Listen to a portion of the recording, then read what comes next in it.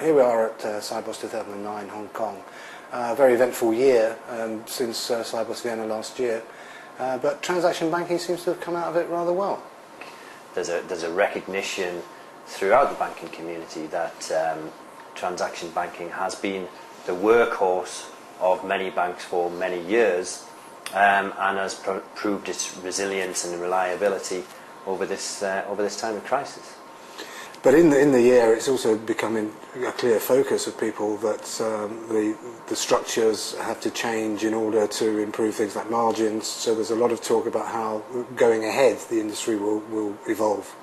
Indeed, yes. And if you think about the sort of requirements of transaction banking in the past, it is to provide a stable business, certainty and security of payments has been paramount. And therefore there hasn't been as much of a challenge in terms of perhaps innovation, agility or margins, while banks have been focused on other more exotic areas of their business. However, the crisis has brought those into sharp focus, and the resilient and stable business of transaction banking has come through very well. Turning to a forward view, banks will need to press hard on their cost of operation within transaction banking and press hard on improving their margins within that business area, because the challenges are coming thick and fast through regulation, through other competitors, and through the broader challenge within every bank to manage its costs more efficiently. A lot of the scheduled sessions in the Cybos auditoriums talk about cooperation and achieving common platforms. Obviously, from slightly outside, you're already doing that, aren't you, with VocaLink? Indeed, and what we're seeing in the marketplace is that a greater willingness and readiness of banks to talk about more collaborative models for their operations. So in the past, perhaps we've seen that payment processing has been a domain of banks' own operations, and to a large extent perhaps a sacred cow. Over the last 12 to 18 months, some of those sacred cows have been challenged, where banks are looking at changing their operating models to use partners such as VocaLink to provide a broader range of services that typically are in the non-competitive area, so that they can focus on reducing their costs and focus on delivering new services to their customers. So where are the opportunities within that to shave margin? What sort of scales are we looking at? I think now clearly this varies from bank to bank, but if I think about exploratory conversations that we've had with banks over the last 6 months, we can build business cases for them to outsource part of their payments processing, and indeed in a couple of instances we're talking about outsourcing all of their payment processing to VocaLink, which would give them a return of some 40% reduction in cost of operation as a result. The reason for this is because we already operate on a massive scale. We process 9 billion, 10 billion transactions a year. We offer a whole range of outsourcing capabilities. In fact, in one particular instance, we are developing a proposition for a bank to be their outsourcer of payment services. So within that, you are in a sense part of the community. You're not the non-bank threat that they're seeing from some other areas. That's another whole set of competition that they've got to face. Yeah. Does the outsourcing model allow them greater agility as well as lower costs? Yeah, I think it does. I think the traditional model here in terms of providing payment services to customers, banks have typically provided those services entirely in-house, or they've looked to other banks to outsource to. But that has caused its own questions in terms of the recent turmoil that we've had. So they're looking for outsourcers not so far removed from the payment space that it creates its own risks in terms of their expertise and their resilience and security, but somewhere in between. Of course, VocaLink has been in that space for many, many years.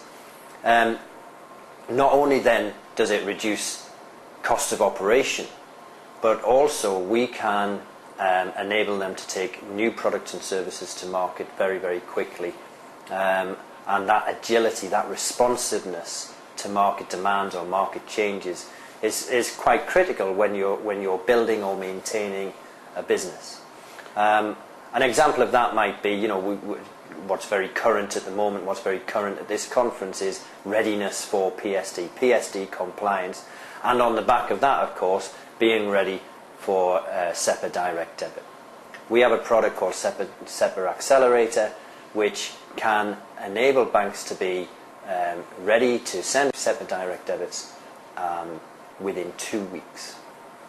That's the sort of agility, that's the sort of responsiveness, that's the sort of speed to market that a partner such as VocaLink can bring to banks. It's interesting that when you talk about PSD and SEPA, Cybos has, and the payments world generally, has been dominated by the European activities in that area and the regulations in that area. With Cybos in Hong Kong this year, a lot of the new competition and a lot of the new structures seem to be driven out of Asia Pacific. And again, there's going to be a need for reach and agility to address those issues. Yeah. And I think we've been saying this for quite some time now, the technological advances that we've seen in the last 5 years has actually changed the landscape quite dramatically. So, for example, traditional barriers, or once traditional barriers, have been completely eliminated. In VocaLink, for example, we worry not at all about the currency of the transaction that we process. Currency has become a parameter within a lookup table within the core payments engine. It's no longer a significant factor. What SEPA has brought is a model that other communities and other regions can copy and improve upon. So the creation of common standards of interaction.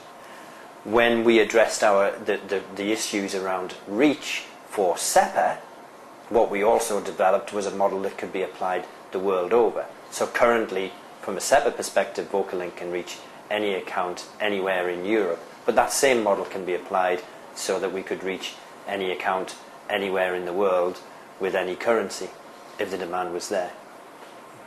And the other aspect of work you've been doing back in Europe, of course, is focused on the UK faster payments.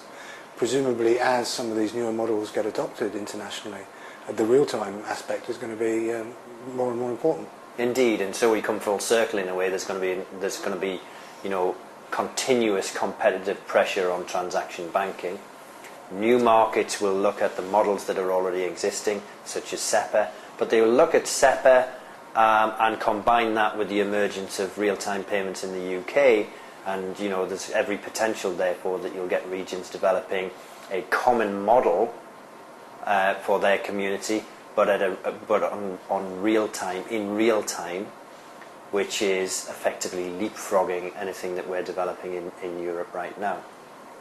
Interesting. So the last year has shone a fairly unwelcome spotlight into some parts of the industry, but it's also exposed areas where there is a great deal of opportunity and scope to improve and build on that resilience. Yes, and the key thing here is for banks to break some of the taboos, if you like, look at their traditional assumptions in the provision of payment services, and think about how, by changing their operating models, by working in collaboration with payment service providers such as ourselves, they can radically reduce their cost of operation, in some cases beyond 40%, but they can also radically improve their agility, their responsiveness, their time to market in being able to deliver services into the market, products into the market that respond either to consumer and corporate needs or meet regulatory requirements in very short order.